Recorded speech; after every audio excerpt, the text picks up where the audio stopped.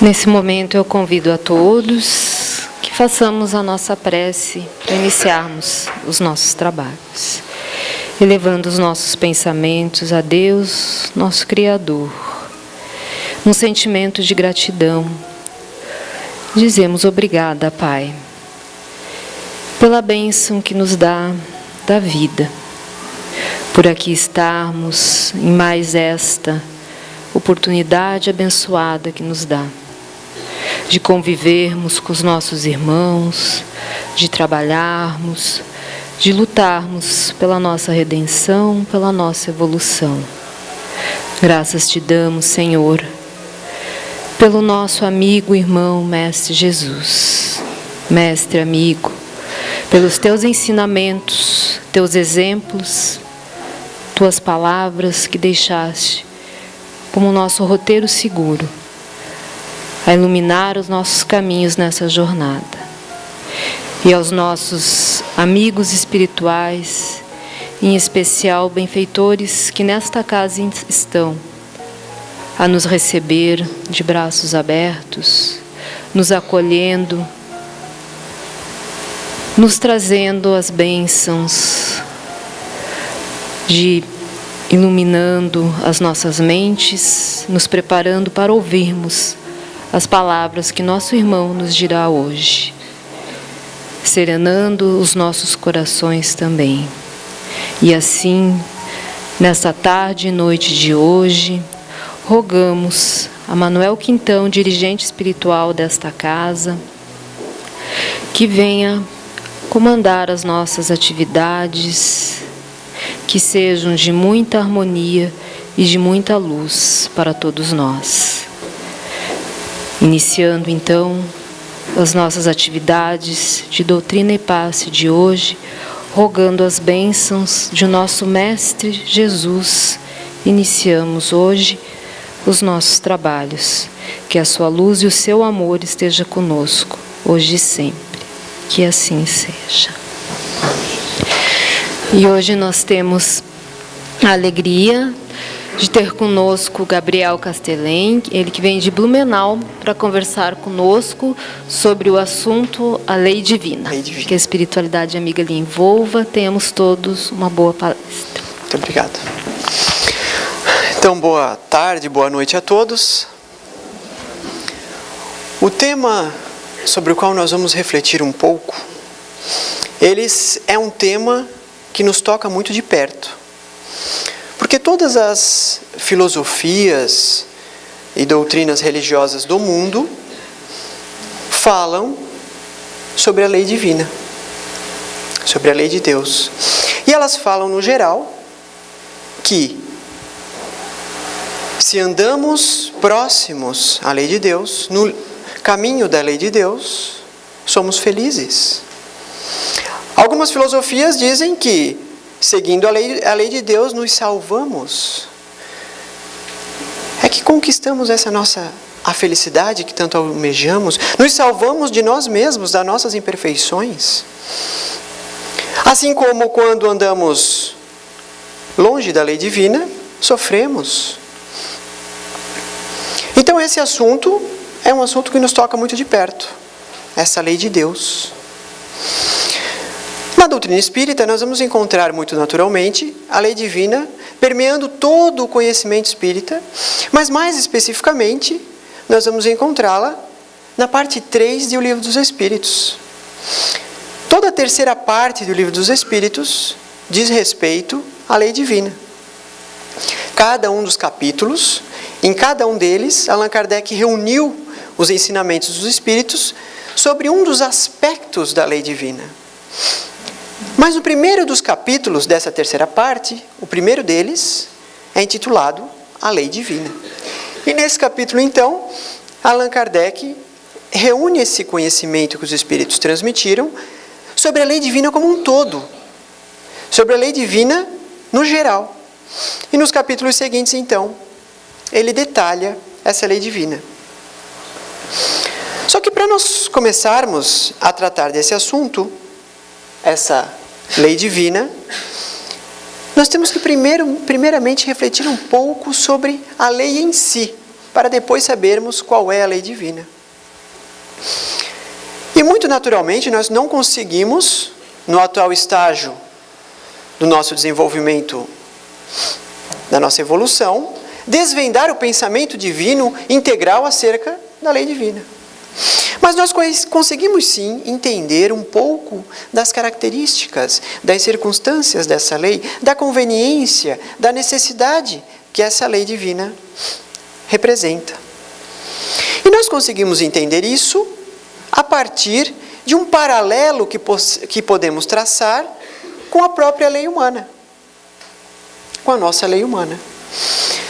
Se formos pesquisar a origem da lei humana, nós vamos ver que ela vem de tempos que poderíamos dizer assim, imemoriais.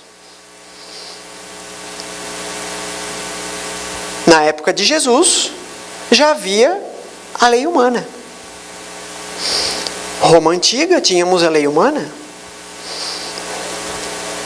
Talvez um dos primeiros registros de lei humana, escritos, que temos notícia, portanto, de 4.000 anos para cá, a partir da invenção da escrita, seria o Código de Hammurabi.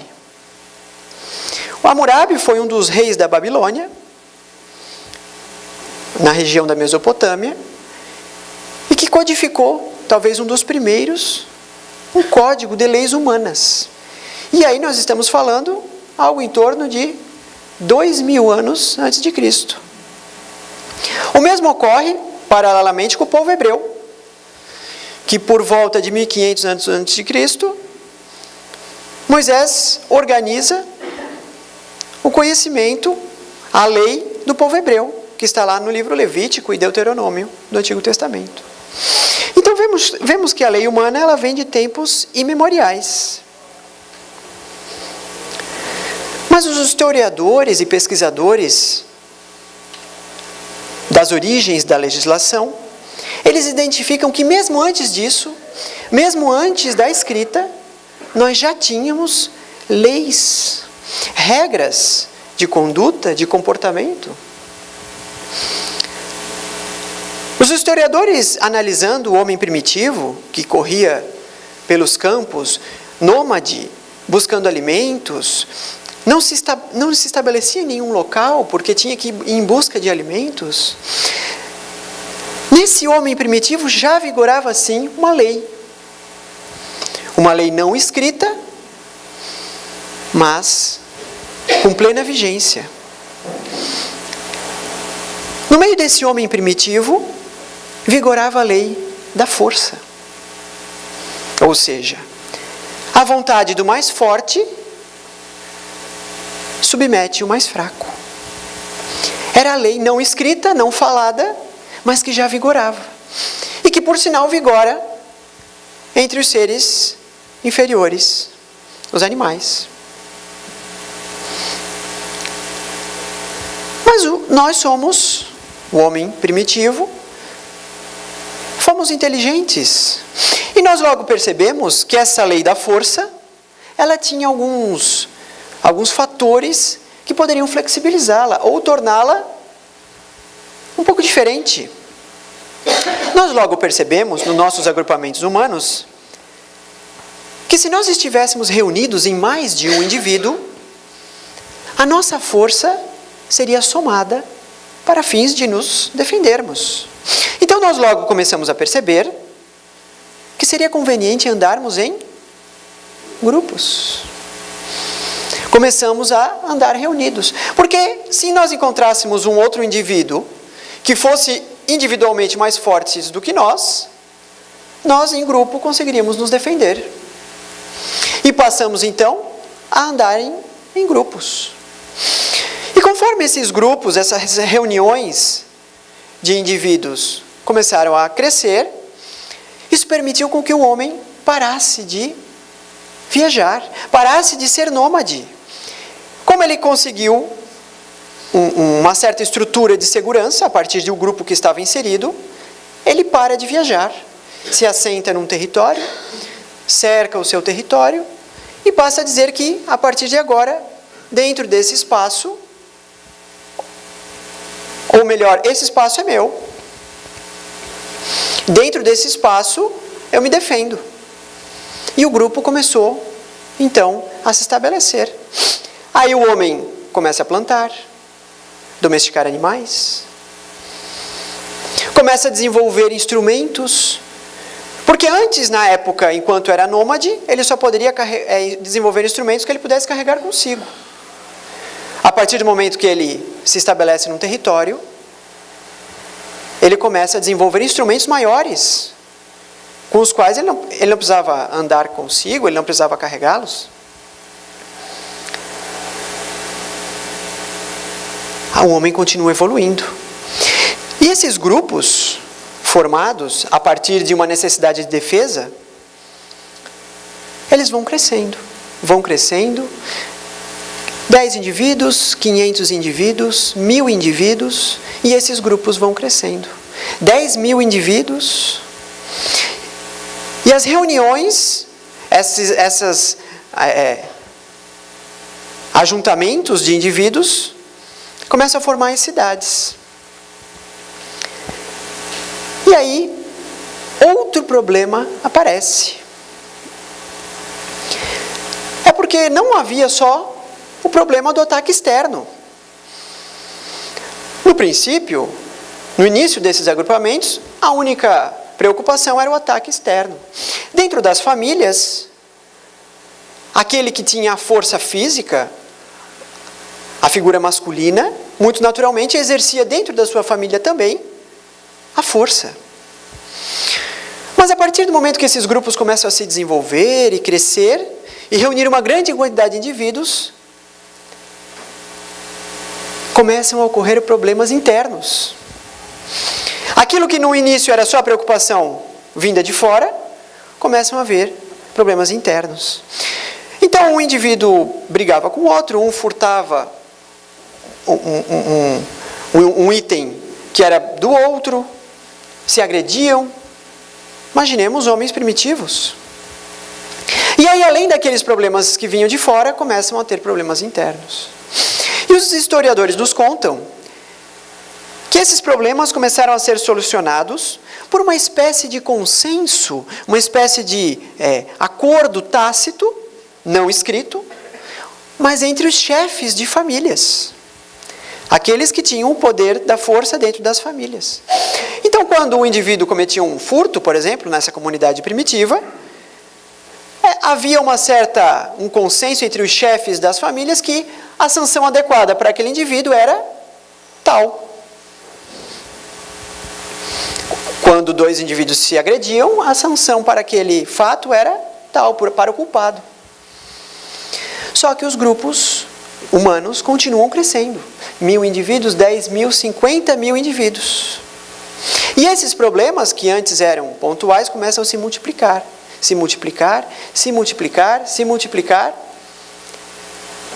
E aqueles fatos que aconteciam pontualmente e que ensejavam uma reunião dos chefes de família, se multiplicam a ponto de criar um certo costume. Então, mais ou menos, havia um costume daquele meio social em que toda vez que alguém furtava alguma coisa de alguém, era uma determinada sanção, que todo mundo mais ou menos já sabia qual era. É aquele costume desenvolvido a partir dessa experiência. E é esse costume que, após 4.000 anos antes de Cristo, com a invenção da escrita, é transcrito no Código de Hammurabi, no livro Levítico de Moisés. Essa é a origem da lei humana. Um costume criado a partir da solução de problemas. Dos problemas que ocorreram, que nasceram do nosso convívio. Seja dentro de uma mesma comunidade, seja entre comunidades. Essa é a origem da lei humana. E a lei humana acabou trazendo outros benefícios. Um outro era que, ao estabelecer uma lei geral, que tivesse aplicação para todos, havia uma certa sensação de equilíbrio, de justiça, e os indivíduos ficavam mais satisfeitos.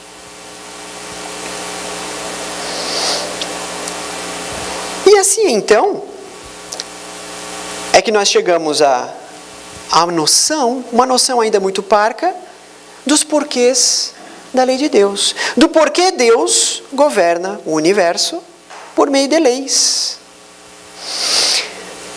Porque aqueles que eventualmente tinham a ideia de que ao desencarnar, chegariam no plano espiritual, aos pés de Deus, e que Deus seria aquele senhor barbudo, envolto pelos anjos, que conversaria conosco sobre cada um dos fatos, teremos uma decepção.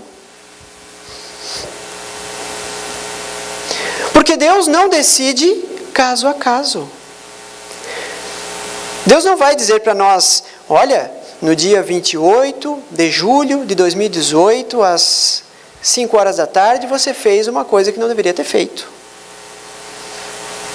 Isso seria muito afanoso e um grande desperdício de tempo. Deus, a inteligência suprema do universo, estabeleceu leis. Leis que nos regem de forma isonômica. E mais, para que ninguém pudesse dizer que não sabia, Ele coloca essas leis na nossa consciência. Temos essas leis gravadas intuitivamente na nossa consciência. É a nossa consciência que diz, vez ou outra, quando nós erramos. Fazemos uma coisa, às vezes nós até fazemos um raciocínio tentando justificar, não, eu estava certo. E a consciência fica ali. A consciência fica ali, é a lei de Deus, nos avisando, não, você não estava. E nós brigamos com a consciência. Aí nós chamamos um amigo, aquele que confirma tudo o que a gente diz. Você não acha que eu estava certo? O amigo diz, estava. E a nossa consciência continua. É a lei de Deus. Então Deus não sentará conosco para discutir fato a fato da nossa encarnação. Ele tem suas leis. E Ele tem missionários enviados que conhecem as leis dEle mais do que nós mesmos, que entendem mais aprofundadamente. Nossos anjos de guarda, nossos guias espirituais, que muito naturalmente sentarão conosco e analisaremos. Dirão assim, diante da lei de amor, você acha que esse dia você fez certo? Aí nós vamos analisar em conjunto. E a grande diferença, então, da lei de Deus para a lei dos homens é porque a nossa lei civil, nossa lei humana, ela é imperfeita como nós mesmos. A nossa lei civil, ela é fruto do nosso livre-arbítrio. Portanto, ela é imperfeita. E por ser imperfeita, nós temos que atualizá-la de tempo em tempo. Às vezes, a cada ano, ou às vezes até menos. Porque ela é obra de espíritos imperfeitos. Nós não temos experiência para o futuro. Nós sabemos o que passou. E conseguimos evitar alguns dos erros passados. Mas para o futuro não temos. A lei de Deus não. A lei de Deus é perfeita. Porque Deus sabe o que precisávamos ontem, o que precisamos hoje, o que precisaremos amanhã, o que precisaremos daqui a 1000 anos e o que precisaremos daqui a 100 milhões de anos. A lei é perfeita. Porque, por ser perfeita, ela não precisa ser atualizada. E aí disse que ela é imutável. Ela não precisa de modificação. Na verdade, a característica da lei de Deus, de perfeita, é mais importante do que a imutabilidade, porque a imutabilidade é uma mera consequência da perfeição. Aquilo que é perfeito não precisa ser mudado. A nossa lei, porque é imperfeita, precisa e precisará ainda por um bom tempo ser modificada constantemente, atualizada. A lei de Deus não. Ela é perfeita e imutável. E aí então vem a pergunta, mas o que abrange essa lei divina? Será que ela abrange só a parte moral? É essa exatamente a questão que Allan Kardec faz lá no Livro dos Espíritos, na questão 617. Ele pergunta aos espíritos: qual a abrangência das leis divinas? Referem-se a alguma coisa além da conduta moral? E os espíritos respondem: todas as leis da natureza são leis divinas, visto que Deus é o autor de todas as coisas. O sábio estuda as leis da matéria. O homem de bem estuda e pratica as da alma. Então vejam que interessante. Todas as leis da natureza são leis divinas. Isso quer dizer que as leis da matéria são leis divinas? É evidente. A lei da gravitação universal, identificada desde os filósofos da antiguidade, mas com mais propriedade por Copérnico e do século XVIII e XIX para cá. Copérnico não criou os mundos, não colocou os mundos em movimento no universo. Copérnico identificou o mecanismo dessa lei. Quem criou os mundos foi Deus.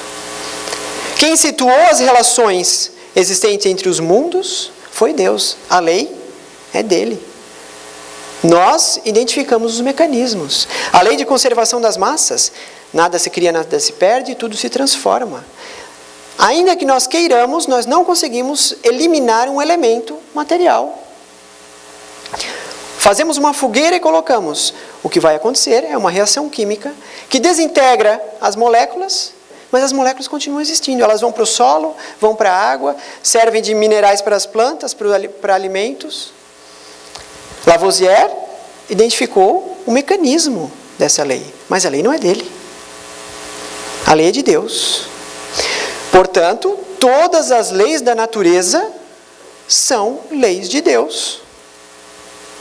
O que nós fazemos, de nossa parte, é identificar o mecanismo de algumas delas, porque ainda não identificamos várias. O sábio estuda as leis da matéria. O homem de bem estuda e pratica as da alma. É interessante que os espíritos não colocam isso como condição excludente, que não possamos ser sábios e homens de bem. Mas eles nos colocam que se nós estudarmos só a lei da matéria, seremos talvez sábios. Se quisermos ser homens de bem, temos que estudar as leis da alma. E quais são então as leis de Deus? O que nós temos hoje de registros escritos da lei de Deus? Se nós fôssemos buscar na história, o primeiro talvez que tenha organizado a lei de Deus em preceitos escritos foi Moisés. Toda a lei de Moisés é lei de Deus? Não.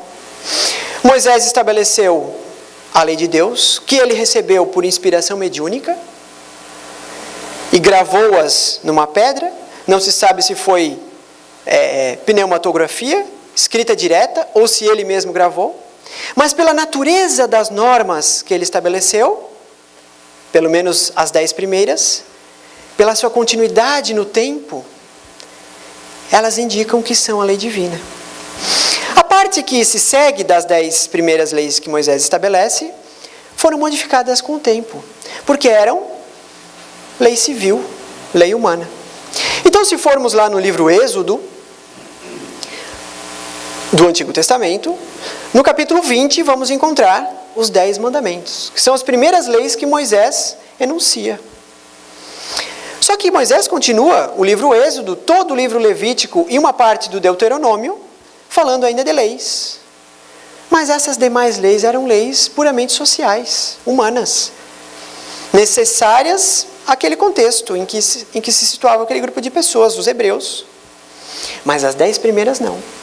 E as 10 primeiras leis são aquelas que nós mais ou menos conhecemos. Eu sou o Senhor vosso Deus, que vos tirei do Egito, da casa da servidão. Não tereis diante de mim outros deuses estrangeiros. Não fareis imagem esculpida, nem figura alguma do que está acima no céu, nem embaixo na terra. Não os adorareis, nem lhes prestareis culto soberano. Não pronunciareis em vão o nome do Senhor vosso Deus. Lembrai-vos de santificar o dia do sábado. Honrai vosso pai e vossa mãe, a fim de viverdes longo tempo na terra que o Senhor vosso Deus vos dará. Não mateis, não cometereis adultério, não roubareis, não prestareis falso testemunho contra o vosso próximo, não desejareis a mulher do vosso próximo, nem sua casa, nem seu servo, nem seu boi, nem seu jumento, nem qualquer das coisas que lhe pertençam. Esses 10 preceitos parecem muito simples e até às vezes nós podemos imaginar que eles estão um pouco ultrapassados. Né? Parece, poxa, mas se a lei de Deus é imutável e perfeita, isso não está meio ultrapassado?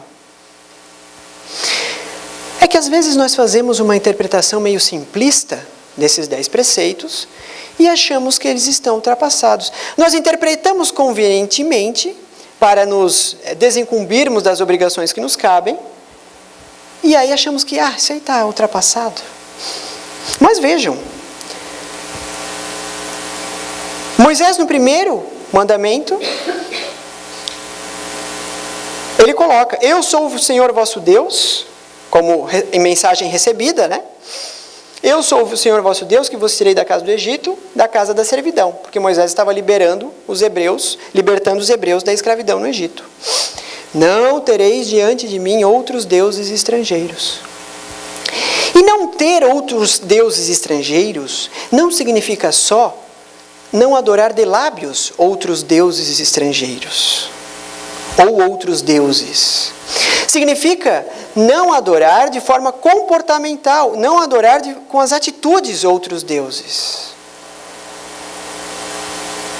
E será que nós adoramos com atitudes outros deuses? Às vezes nós adoramos os bens materiais, o dinheiro, o prestígio, o poder. Não de lábios, mas com comportamento. Não tereis diante de mim outros deuses. E Jesus vem muito tempo depois disso ratificar, dizendo, não podeis servir a Deus e a Mamon. Mamon era um símbolo que significava o dinheiro, a riqueza. Então não basta não adorarmos de lábios. Não tereis diante de mim outros deuses, não colocareis na minha frente outras coisas. Amar a Deus em primeiro lugar e acima de tudo. Esse é o preceito. Não fareis imagem esculpida, nem figura alguma do que está no plano espiritual, nem na terra. E não os adorareis. Não adoreis imagens. Será que nós já conseguimos colocar isso em prática?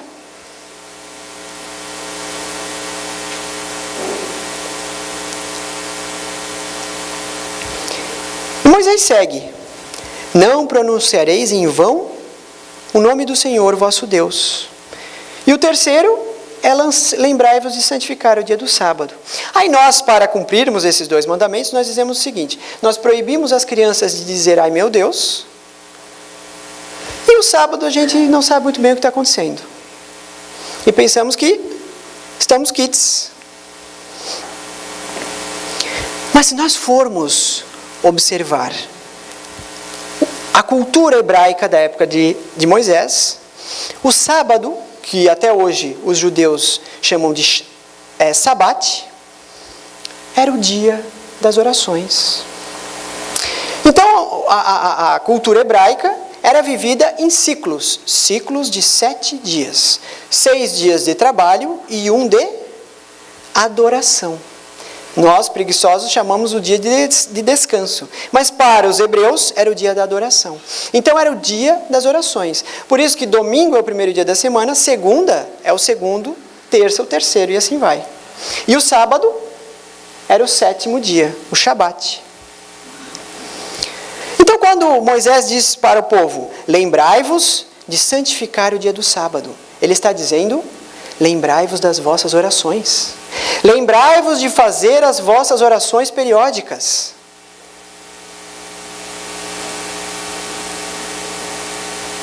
É isso que ele está dizendo. E isso, Jesus confirma e o Espiritismo nos ratifica. Lembrai-vos de fazer as vossas orações periódicas. O sábado hoje não tem mais tanto significado como tinha para os hebreus. Nossa cultura não tem essa interrupção uniforme.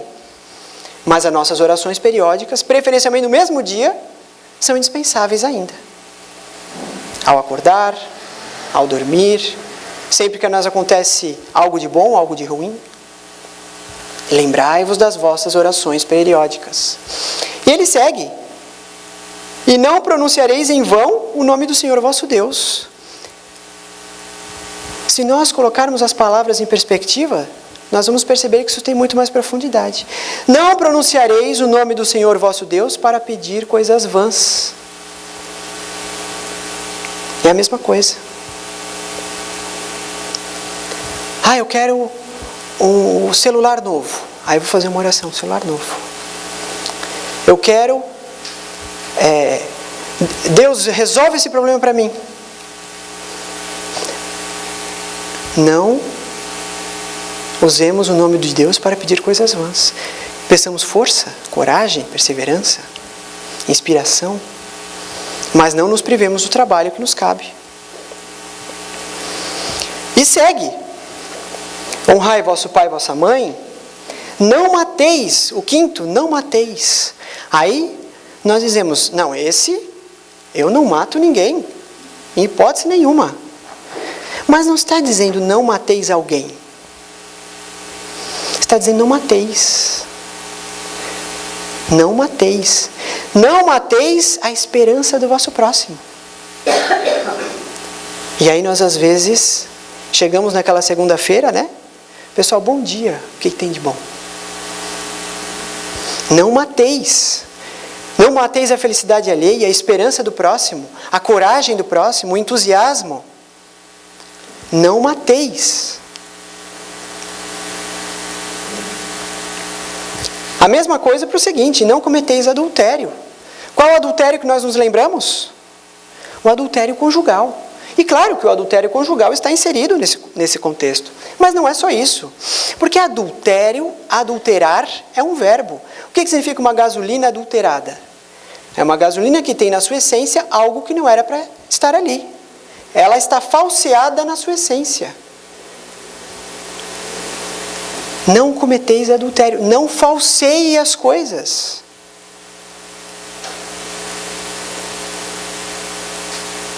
Então vejam que os mandamentos de Moisés, por serem lei de Deus, não estão desatualizados.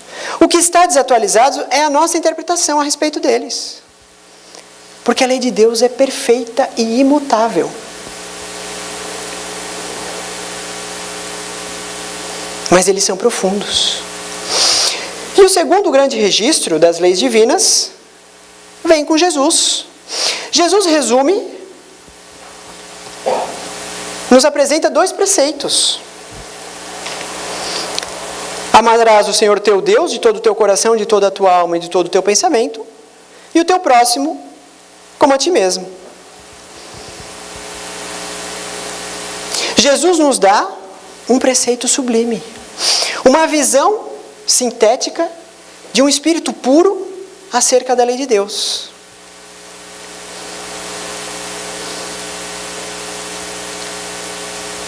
Mas ele mesmo, no Sermão do Monte, nos diz: eu não vim destruir a lei, aquela que Moisés já havia instituído.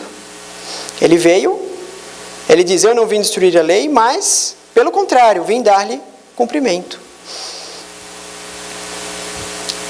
E Jesus nos apresenta, então, mais esses 2 preceitos, muito profundos, e que talvez nós ainda não tenhamos condições de entendê-lo por completo. Porque, afinal, é a visão de um espírito puro acerca da lei de Deus. E, na sequência, 1857 anos depois, vem o Espiritismo. E será que o Espiritismo nos traz lei de Deus? Na parte terceira do Livro dos Espíritos, nós vamos encontrar as 10 leis morais. Lei de adoração, lei do trabalho, de reprodução, conservação, destruição, lei de sociedade, de progresso, igualdade, lei de liberdade, lei de justiça, amor e caridade. São 10 leis que o Espiritismo nos traz. Mas o Espiritismo, assim como Jesus, vem nos dizer mais uma vez que não veio destruir a lei, mas explicá-la. Dar condições para que nós possamos entendê-la melhor, para cumpri-la melhor. Mas juntamente com essas 10 leis que estão lá na parte terceira do Livro dos Espíritos, o Espiritismo nos traz 3 regrinhas, que são também leis de Deus, mas que elas permeiam o conhecimento espírita de forma mais difusa, porque elas não dependem do nosso livre-arbítrio. Por exemplo, lei de justiça, amor e caridade. Nós podemos, o nosso livre-arbítrio nos permite cumpri-la ou não. Posso cumprir a lei de amor ou posso não cumprir a lei de amor. Isso está no âmbito de liberdade da nossa decisão. Mas o que vem depois disso não é mais opcional. O que vem depois disso é compulsório. Aquela frase que nós conhecemos, plantamos o que queremos, mas só podemos colher o que plantamos. Isso quer dizer que a lei de causa e efeito, a regra de causa e efeito, não é opcional. Posso escolher não cumprir a lei de amor, mas não posso escolher quais os efeitos que eu vou auferir com isso. Os efeitos são aqueles decorrentes da minha conduta, da minha primeira escolha. A lei de causa e efeito, ela não é opcional. O plantio é aberto à nossa decisão, mas a colheita não. E o Espiritismo, então, nos traz mais 10, mais 13 preceitos. Então, temos 10 com Moisés, 2 com Jesus, 12, mais 13 com o Espiritismo, 25. 25 preceitos. Será que acaba aí? Não. Fora do âmbito moral, temos as leis da matéria, a lei da gravitação universal, leis de Kepler, de Planck, Lavoisier, lei da conservação da energia, termodinâmica, matemática, biologia, etc, etc, etc. Isso quer dizer, então, que nós temos uma infinidade de leis de Deus? Vejam que interessante a questão que Kardec faz lá, no Livro dos Espíritos, na questão 647. Ele diz o seguinte: toda a lei de Deus está contida na máxima do amor ao próximo ensinada por Jesus? Os Espíritos respondem: certamente essa máxima encerra todos os deveres dos homens uns para com os outros, mas é preciso mostrar a eles a sua aplicação, pois ao contrário deixarão de praticá-la como fazem até hoje. Os homens necessitam de regras precisas, os preceitos gerais e muito vagos deixam muitas portas à interpretação. Fica claro aqui que o resumo apresentado por Jesus é o resumo da mesma lei que Moisés nos trouxe e é a mesma lei que o Espiritismo nos traz. A lei é una. A lei de Deus é uma só. O que ocorre de tempos em tempos é que nós recebemos, seja por missionários, seja diretamente pelos Espíritos, interpretações dessa lei adaptadas ao momento em que vivemos, à época. Mas a lei é uma só. Quantas leis de Deus existem? Uma. Mas em cada momento temos a interpretação própria para a época em que ela se insere. Mas a lei é uma. Isso é importante nós percebermos, porque eventualmente nós poderíamos ler a parte terceira do Livro dos Espíritos e pensar assim: eu vou cumprir a lei de adoração, que é, vou fazer as minhas orações periódicas, me comportar de determinados modos, mas outras ali eu não vou cumprir.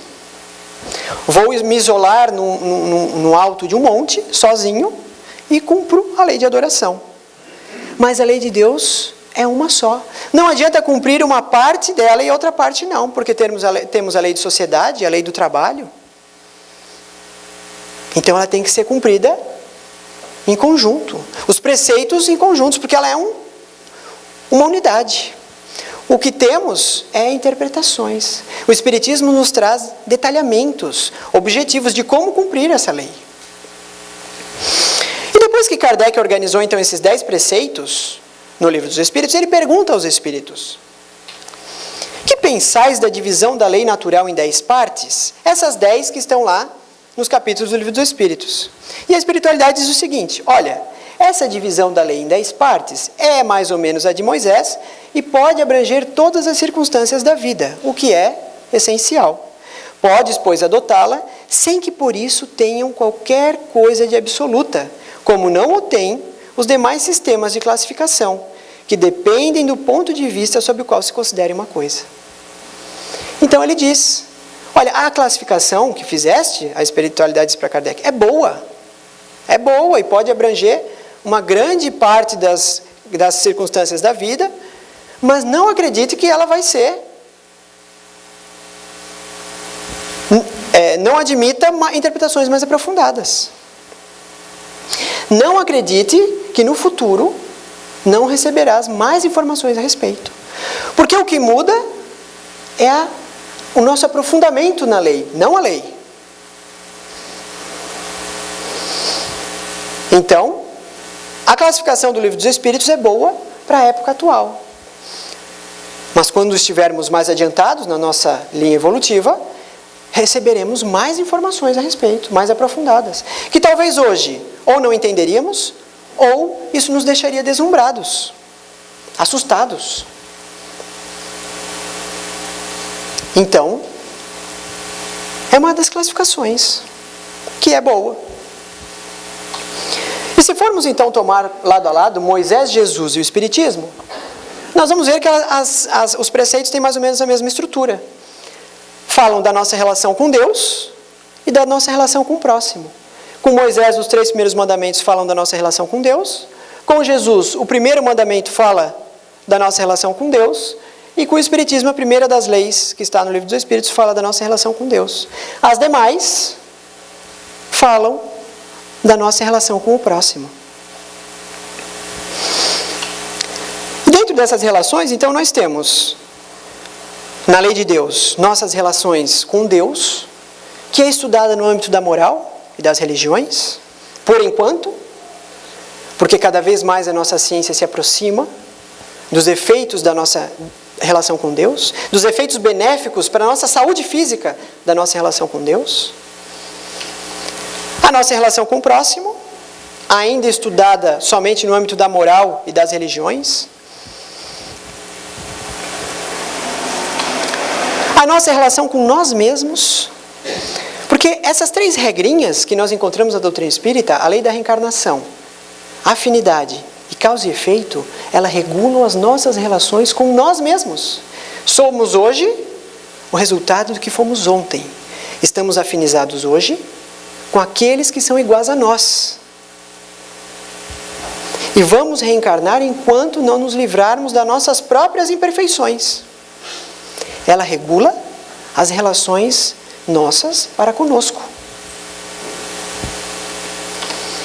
E por fim, as leis da matéria, que também estão abrangidas nas leis divinas, que tratam das nossas relações com as coisas, com a matéria que nos cerca. Então vejam que esse é todo o âmbito de relação da lei divina. Essa lei da qual temos que nos aproximar cada vez mais. Porque essa lei é o caminho, é a trilha que nos levará à felicidade.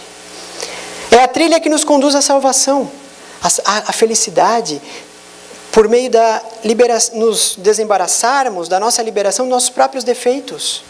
Ao eliminarmos nossos defeitos, nossos vícios, seremos mais felizes. Teremos uma felicidade inabalável. Alçaremos planos espirituais mais elevados. Nos relacionaremos com espíritos mais elevados. Mas para isso, temos que nos assemelhar a eles primeiro. Não adianta termos um comportamento vicioso e desejar nos afinizarmos com espíritos mais elevados. Temos que nos parecer com eles para então nos relacionar com eles. O que o homem na terra nem imagina é que Deus, nosso Pai, disciplina todo o universo por uma lei diamantina, perfeita, imutável e sibilina. Ninguém desconhece a rotina que a lei do reino dissemina, de amar a paternidade divina e ao companheiro de campina. para que o homem, preso à oficina, livre-se do orgulho e da indisciplina, da vida vã, amarga e libertina, que na dor e no sofrimento amofina. Moisés, Jesus e a nossa doutrina são a voz de Deus, santa e peregrina, anunciando a subida paulatina, que no amor e felicidade culmina. Muito obrigado. Gabriel, nós que agradecemos a riqueza de informações, seja sempre muito bem-vindo aqui na Casa de Jesus.